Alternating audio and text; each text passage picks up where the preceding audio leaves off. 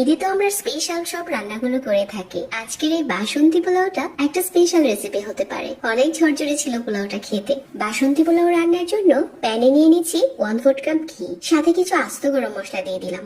আর দিয়ে দিচ্ছি এখানে 2 টেবিল চামচ কিশমিশ, 1 টেবিল চামচ দিয়ে দিচ্ছি কাজু বাদাম। একটু ভালো করে নেড়ে চেড়ে এগুলো ভেজে নিচ্ছি কিছুক্ষণ। তারপর দিয়ে দিচ্ছি 1/2 চা চামচ হলুদের গুঁড়া। তেলের মাঝে হলুদের গুঁড়াটা দিলে পোলাওতে দারুণ একটা কালার আসে। এখন পানি জড়ানো 2 কাপ পোলাওর চাল দিয়ে দিচ্ছি এখানে। এখন দিয়ে দিচ্ছি 1 চা চামচ আদা রসুন বাটা আর স্বাদ মতো লবণ। আরো কিছুক্ষণ নেড়ে চেড়ে ভেজে নিচ্ছি। চালটা ভালো করে ভেজে এখানে গরম পানি দিয়ে দিচ্ছি 3 কাপ। আমি এখানে 2 কাপ চালের সাথে 3 কাপ পানি দিয়েছি। তাহলে একটা ঝরঝরে পোলাও হবে। ঢাকনা দিয়ে ঢেকে রেখেছিলাম 10 মিনিট। পানিটা যখন পুরোপুরি টেনে গেছে ওই পর্যায়ে আমি ফ্রাই প্যানটাকে একটু তাওয়াতে বসিয়ে রাখছি আরো 5 মিনিট।